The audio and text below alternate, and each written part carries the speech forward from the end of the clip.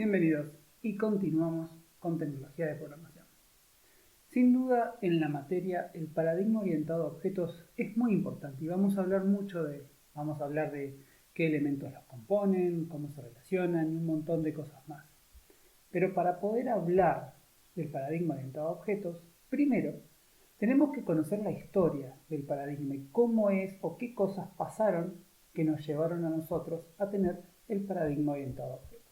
Así que en la clase de hoy vamos a hablar un poco de la historia del paradigma o la historia de la programación. No vamos a hacer la historia completa de la programación, que es un tema fascinante y les recomiendo a todos que busquen páginas, videos o lo que sea sobre la historia de la programación, porque incluye mujeres y hombres increíbles con historias fascinantes y con cosas que hicieron impresionantes. Pero solamente ahora lo vamos a hacer un poco más cortito. Para empezar con la historia de esta programación que vamos a ver nosotros, tenemos que ir a 1970.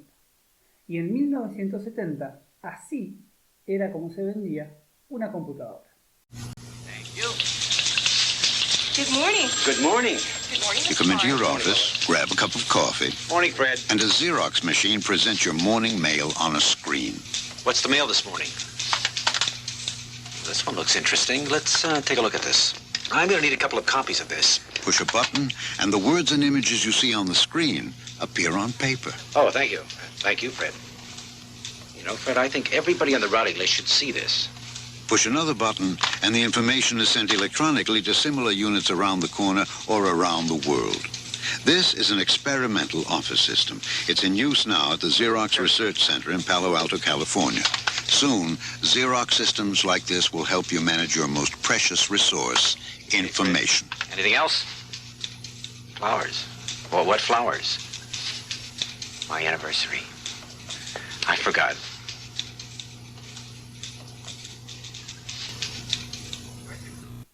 Impresionante. De eso a Skynet son 2 pasos nada más.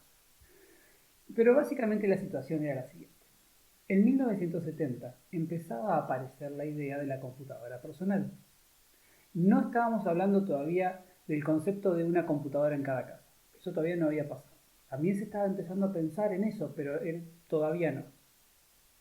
Pero ya empezábamos a tener algunas computadoras personales que se parecían más a la idea que tenemos nosotros de una computadora. Desde el punto de vista de la programación, en este momento, obviamente no existía el programador o el rol o la profesión de programador no existía. En esta situación, en los 70, cada profesional, ya sea matemático, ingeniero, químico, físico, lo que sea, que tenía acceso a una computadora, encontraba en la computadora una herramienta que le podía ayudar en su trabajo. Entonces, lo que hacía ese profesional, ingeniero civil, era él mismo hacerse un programita para hacer alguna cuenta. Los primeros lenguajes de programación, en particular Fortran, uno de los primeros lenguajes que más popular se hizo, estaba muy orientado a cuentas matemáticas, básicamente. Entonces, en este caso, teníamos al ingeniero, al químico, al médico, que se hacía, ¿sí? Aprendía él mismo a programar y se hacía su propio programa. Y así empezaron. Después, como siempre pasa, a medida que pasa el tiempo, se intentan solucionar problemas más complejos. Y al intentar solucionar problemas más complejos, ahí es donde se empiezan a dar cuenta que, pucha, por ahí yo que soy ingeniero no me alcanza con lo que yo sé para programar esta solución y quizás necesitemos una persona dedicada exclusivamente a programar. Y ahí empieza a aparecer, sí, el rol del programador. Los años pasan, los problemas se vuelven más complejos todavía, las soluciones que son necesarias implementar se vuelven más complejas y ya no alcanza con una persona, sino que empezamos a necesitar un equipo de personas. Y así se sigue avanzando y los problemas se vuelven cada vez más complejos. Y como siempre pasa, cuando nosotros queremos hacer algo nuevo, las estrategias que usamos suelen ser las estrategias que nos sirvieron para cosas que pensamos que son parecidas. Y acá pasó lo mismo. Cuando el software se volvió muy complejo y fue necesario aplicar alguna estrategia para poder resolver la construcción de este software muy complejo, lo que se hizo fue lo que se sabía hacer en ese momento. aplicar la misma estrategia que se usaba para la construcción de cosas complejas, como una casa o un puente. Entonces, los primeros procesos ingenieriles, por llamarlos de alguna manera, que se aplicaron a la construcción del software, imitaban los procesos de la construcción física, como por ejemplo la construcción de un puente. Entonces, ¿qué características tienen estos procesos? Voy a sobresimplificar el proceso de construcción de un puente. Aclaro eso, voy a exagerar muchas cosas para que se entienda la idea. Si es un ingeniero civil que está viendo esto, no es mi intención faltarle el respeto a su increíble trabajo. Dicho eso, ¿cómo es el proceso de la construcción, por ejemplo, de un puente? Hay una persona, un profesional, que se reúne con quien quiere el puente, le dice las cosas que quiere el puente, las características, cuántas vías de conducción se requiere, si hay que pasar también algún tipo de, electricidad, gas, agua a través del puente. La persona, este profesional, va a ver el lugar donde se va a hacer el puente, el tipo de suelo, piedra, arena, si pasa agua, verá estadísticas geológicas de clima, si llueve, cuánto llueve, si hay viento. Recopila un montón de información y con esa información se va a una mesa de dibujo y sabiendo las características de los materiales, del acero, del hormigón, de lo que sea, diseña el puente. Con ese diseño se lo muestra al cliente, habrá alguna que otra observación y ya está. Con ese diseño el ingeniero o el profesional se lo da al equipo de construcción y el equipo de construcción construye el puente. De vuelta, estoy sobresimplificando mucho, pero es más o menos así. Entonces, una vez que se construye el puente está listo, más o menos. Pero ¿qué pasa acá? El tipo de suelo no cambia. Si hoy tenía piedra, dentro de 2 semanas no voy a tener arena. Si hoy tenía un río, la semana que viene no voy a tener un río de lava. Este proceso que se intentó aplicar, esta forma de trabajar que se intentó aplicar al software, no dio buenos resultados. Porque estas características que tiene la construcción de un puente, ¿sí? Que el suelo no cambia, que el clima no va a cambiar mucho si uno tiene todas las estadísticas, no pasaba en el software. Primero que nada, se dieron cuenta que en el software era muy difícil entender al principio qué era lo que se quería. Era muy difícil entender cuáles eran los requerimientos del software, a diferencia de lo que podía llegar a pasar con la construcción de un objeto físico. Y también se dieron cuenta que las condiciones en las cuales se desarrollaba o se empezaba a trabajar en el software cambiaban mucho, a diferencia de lo que pasaba con un objeto físico. Entonces, se dieron cuenta que era necesario poder adaptarse a esos cambios. Y a su vez también se dieron cuenta que necesitaban contar con lenguajes de programación que acompañaran este proceso que tenía que ser mucho más flexible, mucho más adaptable. Entonces acá pasaron 2 cosas. Primero, se dieron cuenta que esta forma de trabajar, similar a la construcción de objetos físicos, que nosotros después lo vamos a llamar un modelo de cascada, después lo vamos a ver más en detalle, no funcionaba, no se adaptaba bien al software, porque el software no es como la construcción de un objeto físico. Entonces alguien dijo, no, el software no es como un objeto físico, el software es como un árbol. Y empezó a acercarse a la idea de lo que tenemos hoy en día. ¿Por qué decimos que el software es como un árbol? Porque el árbol, a medida que crece, va creciendo de a poquito. Fíjense que el árbol cuando es chiquitito es un árbol. Cumple todas las características de un árbol. Da sombra, no es una sombra muy grande, pero da sombra. Da frutos quizás, no son comestibles, no son muy grandes, pero son frutos. Y a medida que el árbol va creciendo, yo puedo ir ajustando su crecimiento. Si yo veo que el árbol se me va para este lado, lo puedo acomodar para este lado. Si yo veo que el árbol está creciendo mucho abajo pero poco arriba, lo puedo ir podando. Entonces lo que se buscó fue trabajar de una manera en la construcción del software en la cual nosotros podamos tener toda esta adaptación. Entonces, pensando en la necesidad de contar con facilidades para reusar cosas, si yo ya hice algo y acá tengo que hacer algo parecido, no quiero implementarlo todo de vuelta, quiero poder aprovechar lo que yo ya hice. Entonces quiero poder reusar. Quiero que sea flexible a cambios. Porque si yo vengo trabajando y de golpe cambia algo, quiero que sea fácil ingresar esos cambios. Entonces todo eso se fue incorporando al proceso de desarrollo de software. La gente se fue dando cuenta que necesitaban una forma distinta de pensar no solamente la implementación de los sistemas, sino distinta la forma de pensar la solución a los problemas, distinta la forma de encarar el proceso de desarrollo de software. Entonces, ante esta necesidad, es que aparece el paradigma orientado a objetos. El paradigma orientado a objetos lo que busca es darnos una forma de trabajar donde tengamos confianza, reusabilidad y extensibilidad. Confianza en que lo que estamos haciendo está bien y que no se va a romper. Reusabilidad en el sentido de que si yo tengo algo hecho que lo puedo aprovechar acá, lo voy a poder aprovechar.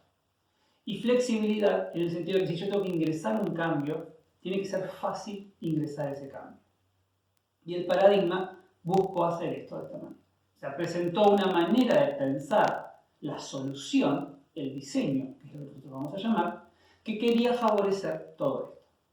Esto está bueno tenerlo en cuenta porque después vamos a hablar de herencia, de relaciones, composición, asociación, agregación, constructores, polimorfismo, vinculación dinámica de código, un montón de conceptos que por ahí simplemente parecen que salieron de la nada o que a alguien se les ocurrió porque sí.